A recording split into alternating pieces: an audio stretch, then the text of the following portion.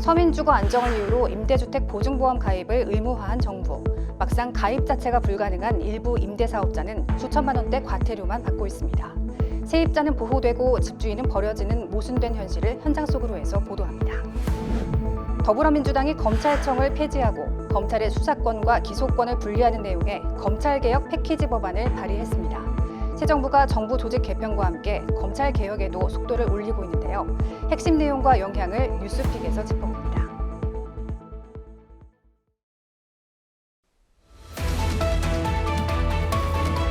시청자 여러분 안녕하십니까? 6월 27일 법률방송 현장과 사람 시작하겠습니다. 의식주는 인간 삶의 기본이라 불리죠. 그중에서도 주거는 단순히 잠을 자는 공간이 아니라 안전과 존엄을 지키는 최소한의 울타리입니다. 오늘 현장 속으로 해서 전해드릴 이야기는 이 기본권의 사각지대에 갇힌 사람들입니다.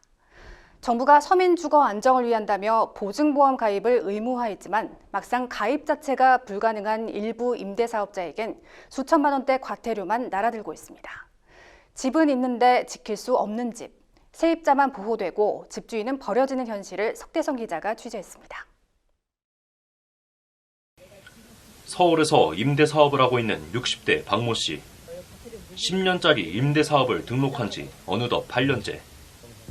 최근 임차인과 계약을 갱신하면서 전세보증보험을 가입하려고 했지만 박 씨에게 날아온 건 가입 불가 통보와 과태료 3천만 원이었습니다. 가슴이 철렁했죠. 이걸 또 어떻게 내야 되나. 그래서 그걸 들고 구청으로 뛰어가갖고 그냥 임대사업자 해지해달라고 그랬더니 안 해준다고 하더라고요. 12개월로 할부하고 지금 내고 있는 상황이에요. 박 씨가 보증보험에 가입하지 못한 건 위반건축물 낙인 때문입니다. 위반건축물은 임대보증보험 가입 자체가 불가능합니다. 매수할 당시에는 그 강제임금이 5년만 내면 된다라고 얘기를 듣고 샀는데 그게 그 2019년 4월쯤에 그 무기한으로 내는 거로 법이 바뀌어가지고 계속 내고 있습니다. 22년도부터 그 보증보험이 의무가입이 되는 바람에 그게 24년도에 만기되는 시점에서 재계약하려고 하다 보니까 그 보증보험을 가입 안 했다고 과태료가 날라. 가입할 수 없는 보험에 대해 과태료를 부과하는 구조. 박 씨는 세입자가 나갈 경우가 가장 두렵다고 말합니다. 위반 건축물은 담보대출도 안 돼 신규 세입자를 받는 것도 어려워서입니다. 다 정리하고 싶죠, 지금 심정으로는. 근데 지금 임대사업자 그 기간이 묶여 있어갖고 팔 수도 없고 뭐 어떻게 할 수 있는 방법이 없어요. 무조건 내려는 대로 낼 수밖에 없고 지금 그 위반 건축물은 내가 뭐 들고 싶지 않아서 안 든 게 아니라 이게 안 들어주니까 못 든 거거든요. 그런데 이거를 강제로 이걸 과태료 매기는 거는 너무 부당하다고 생각합니다. 너무 복잡해요. 이거 위반 건축물 때문에 항상 머리가 무겁고 힘듭니다. 심적으로. 이거 세입자가 만기될 때는 진짜 세입자랑 말도 섞기 싫어요. 너무 힘들어가고. 가입은 안 시켜주고 과태료는 부과하는 이 현상은 민간임대 주택특별법 운영의 모순을 보여줍니다. 당초 민간임대주택의 공급을 촉진하고 국민의 주거생활 안정화를 목적으로 제정한 법. 하지만 실제 현장에선 정작 임대사업자를 위기로 몰아넣고 있다는 비판이 나옵니다. 허그와 SGI, HF 등을 통해 가입하는 임대보증금 보증보험. 특히 공공기관인 허그의 보증료가 비교적 저렴하지만 위반 건축물이나 감정가가 낮은 비아파트 주택은 가입이 어려운 구조입니다. 민간 임대주택법 자체가 그 주택 시장의 안정화를 위해서 민간 임대주택을 많이 공급해라 그런 요지로서 만들어진 법이고 주거 시장의 안정화랑 이제 공급 이런 부분들이 필요해서 만들어진 법이거든요. 근데 실질적으로 이 법이 이제 생겨나고 여러 가지로 안정화되는 부분이 아니라 안정적으로 이제 흘러가지 않다 보니까 임대인과 임차인에서 트러블이나 뭐 문제점이 생기기도 하고요. 또 지자체에서도 이제 정확한 매뉴얼이나 이게 정해지지 않아서 그런 이제 전체적인 법 제도의 운영상 문제점이 발생하고 있습니다. 보증보험 가입이 늦거나 불가능한 사유가 명백함에도 민간임대주택법 시행령은 임대보증금 미가입 시 최대 3천만 원까지 과태료를 부과할 수 있다고 규정합니다.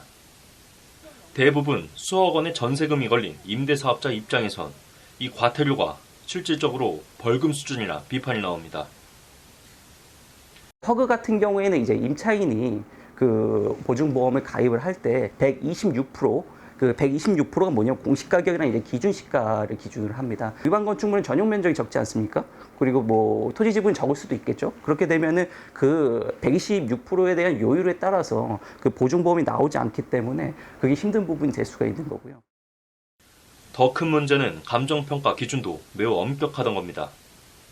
허그가 지정한 5개 감정평가 기관을 통해야 하고 일반적인 시장가보다 낮은 감정가가 나오게 돼 있어 보증보험 한도 자체가 낮게 책정됩니다.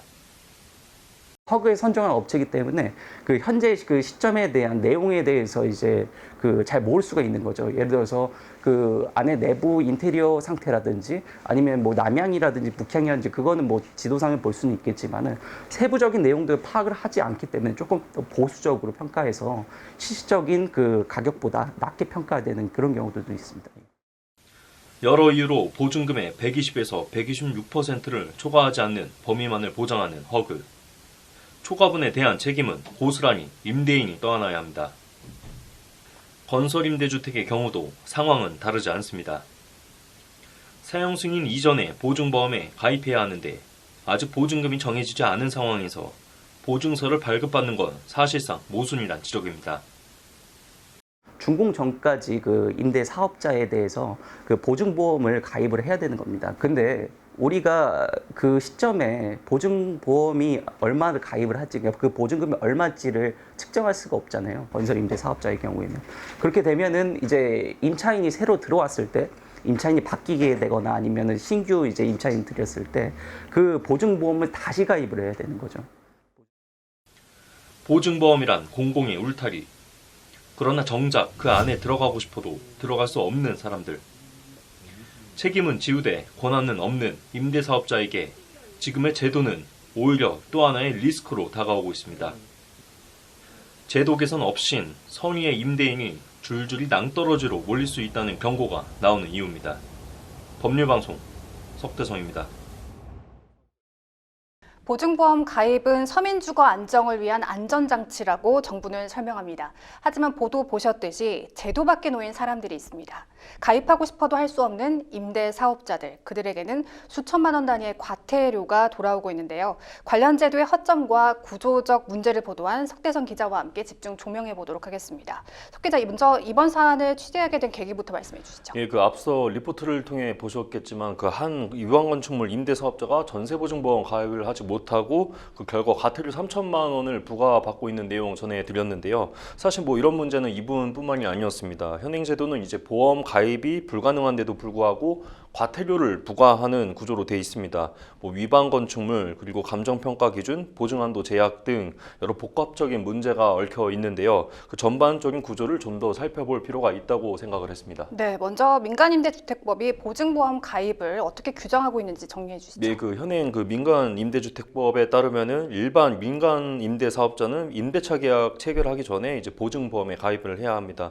그리고 시행령 38조도 동일한 내용을 담고 있고 이 조항을 위반하면 최대 3천만 원의 과태료가 부과될 수 있습니다. 하지만 이 법적 의무는 현실과 부딪히는 경우가 많이 있는데요. 예를 들어서 이제 주택이 위반 건축물로 규정이 된다 그러면은 보증보험 가입 자체가 불가능하기 때문에 뭐 허그든 SGI든 모두 거절을 하고 있습니다.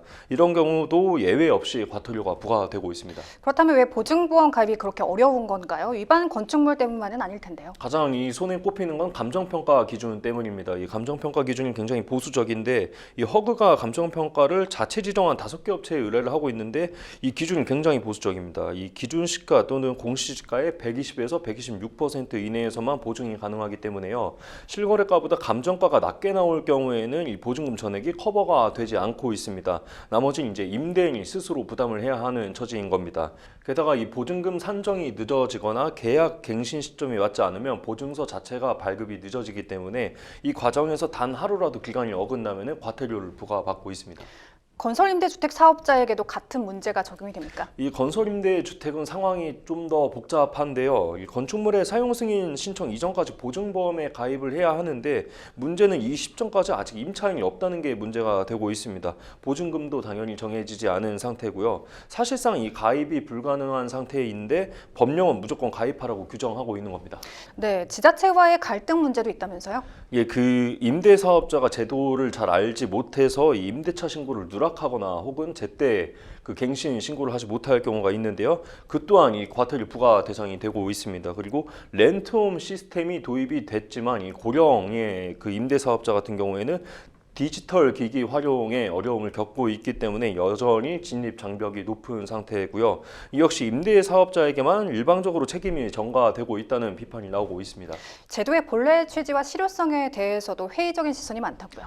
계속 말씀드렸듯이 이제 임대주택법을 두고 지금은 임차인의 권리는 일정 부분 보호가 되고 있지만 임대인에 대해서는 보장하지 못하고 있다, 이런 구조가 계속되고 있다, 이런 지적이 나오고 있는데요. 이 감정평가 비용이나 뭐 보험료 부담 그리고 과태료까지 겹치면 임대사업자는 사실상 이 제도권 밖으로 밀려났다, 이렇게 볼 수도 있겠습니다.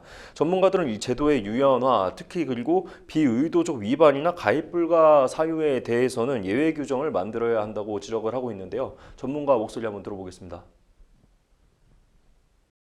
결국엔 그 임대 사업자랑 임차인 그리고 뭐 지자체 사이에서 그런 어느 갈등이 없도록 만들어줘야 되는 거죠. 결국은 그 금액에 대해서 어느 정도 요율을 좀 조정을 해서 금액 자체를 낮춰야 될 필요성이 있을 거고요. 그리고 그 보증보험에 대해서 가입이 계속 이제 돼야 된다고 한다면은 다른 방식도 필요할 것 같습니다. 매뉴얼에 대해서 어느 정도 좀 확립을 해야 되는 부분들이 있고 어느 정도 유연하게 우리가 대처할 수 있게. 정부 차원의 대책이나 개선 논의는 없습니까? 이 국토교통부와 일부 지자체에서는 이 과태료 감면 기준을 일부 완화하고 있지만 이 근본적인 법 개선은 아직 요원한 상황입니다. 특히 이 위반 건축물에 대해서는 예외 적용이나 그리고 보증한도 초과에 대한 실효적 대안이 없기 때문에 이 제도적 한계가 반복이 될 수밖에 없는 상황이 되고 있습니다. 네, 가입할 수 없는 보험을 강제로 들라고 하고 못 들면 벌금을 내라고 하는 제도, 과연 서민 주거 안정을 위한 길인지 다시 물어야 할 시점인 것 같습니다. 석대정 기자, 오늘 잘 들었습니다.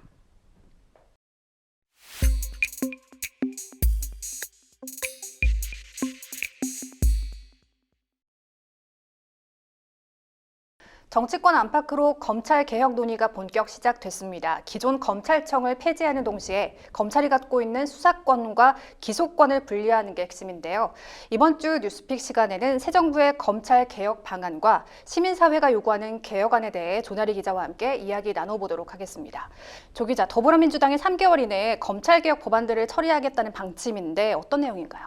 네, 더불어민주당이 검찰청을 폐지하고 검찰의 수사권과 기소권을 분리하는 검찰개혁 패키지 법안을 발의했는데요. 구체적으로 검찰청법 폐지와 공소청 신설, 중대범죄수사청 신설, 국가수사위원회 신설 등 총 4개 법안입니다. 핵심은 검찰의 수사, 기소 분리입니다. 현재의 검찰청을 없애면서 수사권은 중수청, 기소권은 공소청에 부여하는 방식인데요. 공소청은 기존 검찰과 마찬가지로 법무부 산하에 두고 중수청은 행안부 산하에 신설한다는 내용입니다. 네, 법안이 통과되면 어떻게 달라지는 건가요? 네, 우선 새로 만들어지는 중수청에는 당초 검찰이 갖고 있던 6대 범죄에 내란 외환 범죄를 추가로 더해 총 7대 범죄에 대한 수사권이 주어집니다. 또한 검사는 두지 않고 모두 수사관이라는 통일된 직책으로 조직을 구성하고요. 검사가 없는 만큼 영장 청구권도 없습니다. 대신 영장 청구권은 공소청 검사가 갖습니다. 공소청 검사는 기본적으로 기소와 공소 유지를 전담하면서 수사기관이 신청한 영장을 청구하는 역할도 맡습니다. 개혁안대로 조정되면 수사기관은 경찰 국가수사본부와 고위공직자 범죄수사처, 중수청 등 총 3곳으로 나눠지는데요. 이들 기관의 업무 조정과 관리 감독은 국무총리 직속의 국가수사위원회를 신설해 맡길 방침입니다. 문제는 제대로 개혁이 이루어질 수 있는지 여부 같은데요. 검찰개혁은 과거 정부에서도 추진이 됐었죠. 그렇습니다. 검찰개혁은 역대 정부마다 국정과제로 추진돼 왔습니다. 김영삼 정부 때 도입한 구속적부심과 박근혜 정부의 대검 중수부 폐지 등이 대표적인 예인데요. 하지만 개혁을 시도할 때마다 검찰과의 마찰을 피하진 못했습니다. 특히 검찰 검찰개혁에 강한 의지를 보인 노무현 문재인 정부는 검찰과의 갈등이 정점을 찍기도 했는데요. 일부 성과는 있었지만 온전한 개혁은 이루지 못했다는 평가가 나오는 이유입니다. 이에 민주당은 이재명 정부가 출범하자마자 검찰개혁안을 들고 나왔는데요. 이번에는 제대로 하겠다는 분위기입니다. 네, 이번에는 제대로 하겠다. 강력한 의지가 엿보이는데요. 이유가 있을까요? 네, 검찰은 지난 윤석열 정부 당시 많은 비판을 받아왔는데요. 검찰이 권력을 비호하는 데 앞장서 왔다는 지적입니다. 대표적으로 김건희 여사의 도이치모터스 주가 조작 수사를 들 수 있습니다. 해당 사건의 재수사가 떨어진 지 한 달 만에 서울고검이 핵심 증거인 김건희 여사의 녹취 파일을 발견했는데요. 앞서 수사를 진행했던 서울중앙지검은 4년 6개월 동안 아무런 증거를 찾지 못하면서 사실상 봐주기 수사를 한 것 아니냐는 의혹이 나온 겁니다. 반면 윤석열 전 대통령이나 윤석열 정부에 대한 의혹을 제기한 언론사들에게는 가혹했습니다. 기자들의 근무지와 자택을 압수수색하고 대통령 명예훼손 혐의로 기소까지 했는데요. 지난달에는 경향신문 기자들이 1년 반 만에 전부 무혐의 처분을 받기도 했습니다. 민주당은 검찰은 형사사법과 관련된 모든 권한을 독점적으로 행사하면서 대한민국을 검찰 공화국으로 만들었다고 하는데요. 이번 정부에서 검찰 독재를 끝내겠다고 말했습니다. 네, 정부의 검찰개혁을 주도하는 사법제도 비서관직에 이진국 아주대 법학전문대학원 교수가 내정됐다고 하죠. 예, 그렇습니다. 민정수석 산하 사법제도 비서관은 이재명 정부 들어 신설된 직책인데요. 검찰개혁을 비롯한 사법개혁 전반의 밑그림을 그리고 실행을 총괄하는 자리입니다. 이진국 교수는 한국형사법학회장을 역임한 형사소송법 전문가입니다. 지난해 22대 총선에서는 민주당 공천관리위원으로도 활동했는데요. 이 교수는 문재인 정부 때 검찰개혁이 실패했다는 평가를 내놓기도 했습니다. 네, 최근 시민사회 단체에서도 자체 개혁안을 들고 나왔죠. 네, 지난 18일 참여연대와 민변이 기자회견을 열고 새 정부의 검찰개혁 5대 과제를 발표했습니다. 이들은 문재인 정부 당시 검찰의 수사 범위가 6대 범죄로 축소되고 이후 다시 2대 범죄로 한정하는 수사권 조정이 이뤄졌지만 윤석열 정부가 시행령과 비공개 검찰 예규를 통해 다시 6대 범죄로 원상 복귀시켰다고 비판했는데요. 새 정부에서는 검찰개혁이 역진될 수 없을 정도로 완전한 개혁에 나설 것을 촉구했습니다. 네, 시민단체가 제안하는 검찰개혁 방안은 어떤 내용이 있습니까? 네, 참여연대와 민변은 검찰이 시행령을 통해 법률에서 정한 범위를 넘어서는 수사를 해왔다고 지적하고 있습니다. 이에 형사사법체계의 혼란을 방지하기 위해 수사와 기소의 완전한 분리와 상호 견제 장치를 마련해야 한다고 주장했습니다. 구체적으로 수사와 기소의 분리, 공수처 권한 강화, 법무부의 탈검찰화, 수사절차법 도입, 검찰권 오남용 견제 방안 도입 등입니다. 이 중 법무부의 탈검찰화 방안으로는 민정수석 비서관 및 법무부 장관의 비검찰 출신 임명을 제안했습니다. 이를 통해 대통령실과 검찰의 유착관계를 끊어야 한다는 설명이고요. 검찰권 오남용 견제 방안으로는 재정신청 제도 확대와 압수수색 영장 사전신문제 도입, 대검찰청 정보수집 전담 조직 폐지 등을 제시했습니다. 네, 시민단체에서는 언제쯤 검찰개혁에 착수해야 한다고 보고 있나요? 네, 이미 과거 정부에서도 검찰 개혁을 시도했다가 반쪽짜리 개혁에 그친 사례들이 많은데요. 때문에 새 정부 임기 초기에 바로 시작해야 한다는 목소리가 높습니다. 특히 가장 중요한 수사권 조정의 경우 사안이 복잡한 데다 법안이 통과된다 하더라도 실제 시행까지는 오랜 시간이 걸릴 수 있다는 설명입니다. 관련해서 민변 측의 입장을 듣고 왔는데요. 인터뷰 듣고 오겠습니다. 그 수사권을 조정한다는 게 굉장히 어려운 일이거든요. 어려운 일이라서 수사 준칙이나 이런 것도 검찰의 수사를 기본 바탕으로 해서 만들어 놓은 거기 때문에 기관을 분리하고 이제 새로운 기관을 설치하고 뭐 이런 걸 하려면 유예 기간이 그래도 한 1년, 적어도 6개월 이상은 필요할 거라서 저는 최소한 3개월 이내에 이제 법 통과가 되고 시작을 해야 되지 않을까.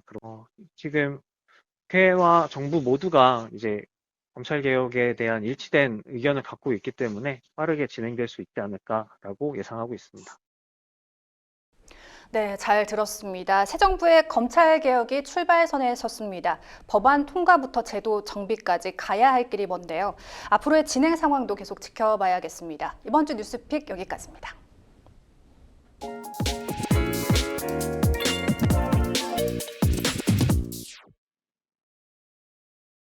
이재명 정부의 경제 공약 중 하나인 AI 3대 강국 수혜주로 네이버가 떠오르고 있습니다. 이번 정부에서 신설된 AI 미래기획수석에 하정우 전 네이버 클라우드 AI 이노베이션 센터장이 임명된 데 이어 중소벤처기업부 장관 후보자로는 한성숙 전 네이버 대표가 지명됐는데요. 국내 경제와 산업별 이슈를 짚어보는 경제인 이슈. 오늘은 김종효 알파경제 이사님과 네이버의 성장 전망과 정부의 AI 육성 계획에 대해 이야기 나눠보겠습니다. 이사님 안녕하세요. 네, 안녕하십니까. 네, 최근 네이버 주가가 급등했는데요. 그 배경에 대해서 간단히 설명해 주실까요? 네, 뭐 네이버가 지금 저점 대비 50% 이상 오르고 뭐 카카오그룹 같은 경우는 100% 이상 급등하게 됐는데요. 일단 하정우 수석에 대해서 시장은 굉장히 주목하고 있고 그 다음에 최근에 또 장관 후보자로 임명된 한성숙 전 대표도 주목을 하고 있는 것 같습니다. 일단 이 소버린 AI를 한다고 했는데 소버린 AI라고 하는 것 자체가 이 주권 AI라는 것 아니겠습니까? 그러니까 국내 기업들의 연합인데 그동안 하정우 수석이 여기저기 강의를 하고 다닌 내용들을 보면 이 AI에 있어서 어떤 특별한 개념을 가지고 이렇게 쭉 끌고 가기보다는 잘하는 기업들끼리 뭉쳐서 하나의 큰 국가적 AI를 하는 것이 좋다라는 것이 지론이었기 때문에 그렇게 본다면 네이버를 포함해서 소위 좀 일을 할 수 있는 기업들, 소위 이제 상위 기업들의 연합체가 구성될 가능성이 조금 높아지고 있지 않느냐 이렇게 보이고요. 따라서 실제로 주식시장에서도 카카오와 네이버만 오르는 것이 아니라 클라우드 전문 기업들, 보안 전문 기업들이라든지 뭔가 좀 일을 할 수 있는 기업들이 같이 움직이고 있다는 점도 주목해 볼 필요가 있습니다. 그래서 하드웨어 쪽은 어차피 우리가 강점이 있으니까 그러면 뭐 소프트웨어라든지 서비스라든지 이런 쪽에 강점을 보일 수 있는 기업들의 조합이 나타나지 않을까라는 기대감, 아직은 기대감입니다. 그래서 이런 기대감에 관련된 종목군들이 정말 장기간 주가도 조정받고 소외되어 왔었는데요. 이제는 강한 반등을 시도하고 있다. 좀 이렇게 배경을 이해해 볼 수 있습니다. 네, 하정우 AI 미래기획수석 발탁에 따른 수혜도 있겠지만은 네이버도 최근 자체 AI 투자 계획을 밝혔습니다. 지난해 발표한 국내 AI 생태계 성장을 위한 임팩트 펀드를 구체화한 건데요. 테크 임팩트, 비즈니스 임팩트, 커뮤니티 임팩트 등 세 가지 분야에 2030년까지 1조 원의 자금을 투입할 계획입니다.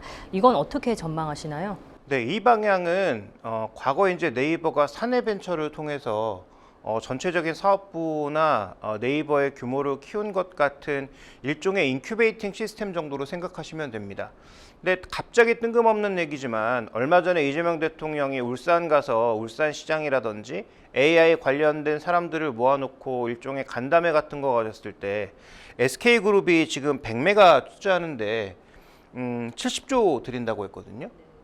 그러니까 인프라 갖추는 데는 뭐 1조 원 정도는 정말 아무것도 아닌 상태인 거죠. 그래서 네이버 내부적으로 인큐베이팅을 통해서 뭐 서비스 업그레이드라든지 새로운 아이디어 뭐 이런 것들을 하는 데는 뭐 도움이 될지 모르겠으나 실제로 이 AI라고 하는 게 인프라가 없이는 아무것도 되지 않거든요. 그러니까 이 1조 원은 아주 뭐 큰 의미를 부여하기는 어렵고 그 다음에 지금 하정우 수석이 들어오고 이 중소기업부 장관의 한성숙 전 대표가 들어왔다라고 하는 건 한성숙 전 대표는 네이버에서 뭘 했던 사람입니까? 소위 얘기해서 소상공인들을 전반적으로 육성하는데 쇼핑을 육성하는데 가장 큰 역할을 했던 사람이거든요. 그러니까 두 가지를 연결해 보면 아마도 그런 인큐베이팅이 IPO 사업으로 조금 연결될 가능성이 있다라고 보시는 게 조금 더 현실적인 그런 전망이라 제가 보기엔 이 네이버의 1조 투자 계획이 그렇게 큰 의미를 지니기는 어렵다. 이렇게 좀 판단하고 있습니다. 네. 최근 시장 관심을 받고 있는 스테이블 코인도 이제 네이버 주가에 긍정적 영향을 미치고 있는데요. 스테이블 코인이 무엇인지 네이버와 어떤 연결고리가 있는지 좀 설명 부탁드립니다. 네, 일단 스테이블 코인이라고 하면 말 그대로 풀면 그냥 안정적인 통화라는 거 아니겠습니까? 뭐가 안정적인 통화일까? 일단 원화 자체가 안정적이지 않는데 원화를 기반으로 스테이블 코인을 만들면 안정적인가에 대한 가장 근본적인 질문은 남지만 어쨌든 스테이블 코인이라고 하는 건 기존에 이제 우리가 코인이라고 부르는 뭐 이더리움이라든지 비트코인 이런 것들은 코인 통화라기보다는 가상 자산으로서의 위치를 조금 인정받고 있지 않습니까?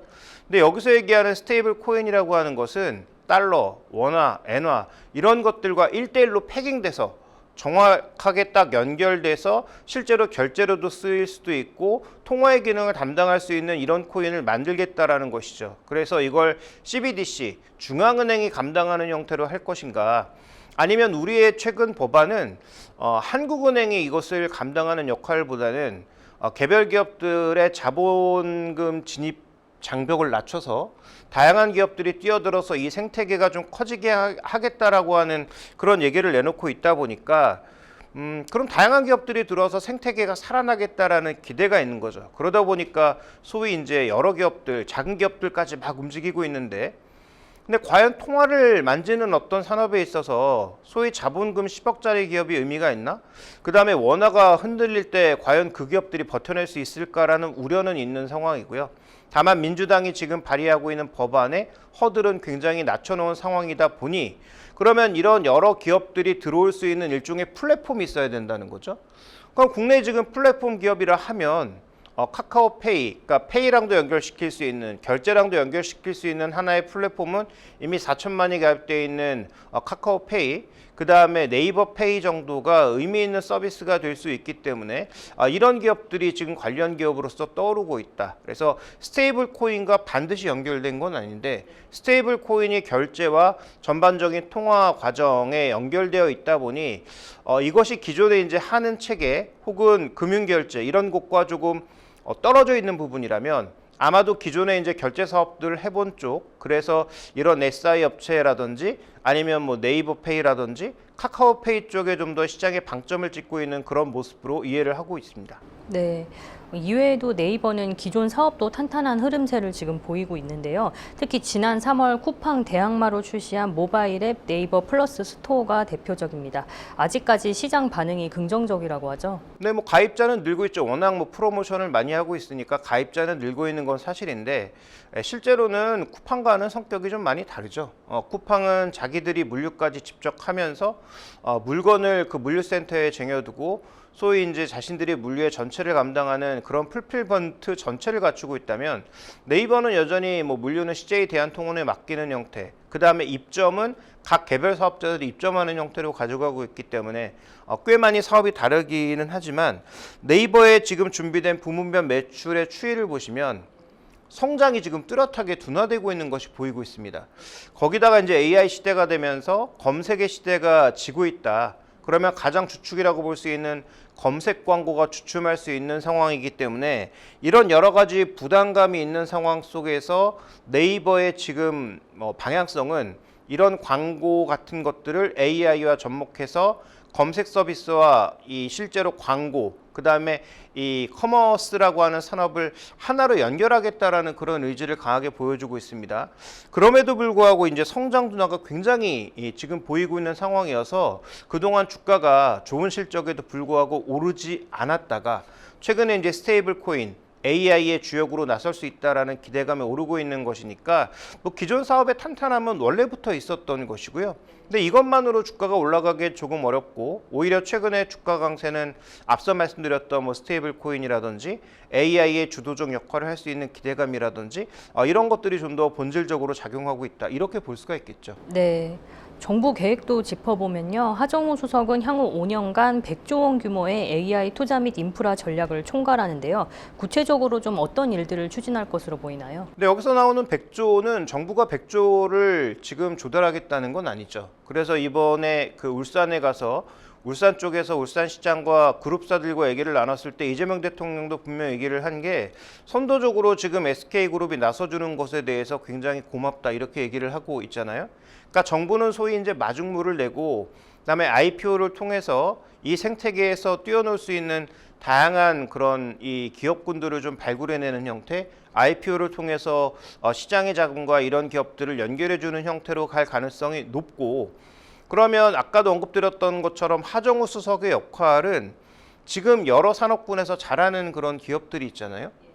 그런데 과거에 이제 공무원들이 무슨 짓을 했습니까? 공무원들 데려다 놓고 AI 수석으로 앉혀놓으면 가서 사람들 갈구는 일 정도나 했지, 산업이 어떻게 돌아가는지도 모르고 산업의 방향성도 모르면서 소위 이제 갑질이나 해대는 게 공무원들의 행태였잖아요.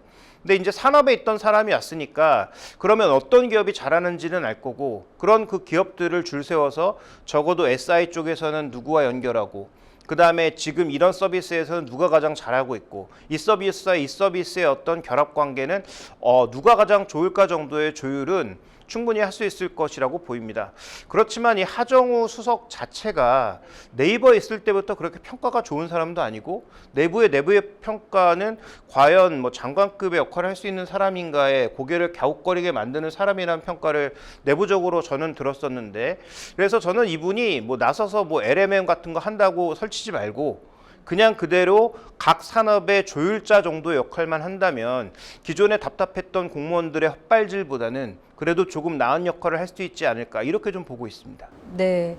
현재 AI 개발에 뛰어든 경쟁사들이 이미 많이 있습니다. 중국의 AI 선전도 정부의 지원이 뒷받침됐기 때문이라는 분석인데 정부가 추진하는 소버린 AI 성공 가능성이 얼마나 될까요? 네, 뭐 가능성은 아직은 뭐 높게 판단하기는 좀 어렵습니다. 특히 이제 보편 LLM, 지금 우리가 쓰고 있는 챗GPT라든지 구글 제미나이처럼 아무거나 물어보면 정말 다 답해주는 그런 형태의 LLM이 될 가능성. 뭐 지금도 그 네이버의 클로버 X에다 물어보면 대답은 해줍니다. 다만 그 대답의 정확성이라든지 그 다음에 어떤 복합적인 질문을 했을 때 적절한 답을 해주는 그 강도는 매우 떨어지고요.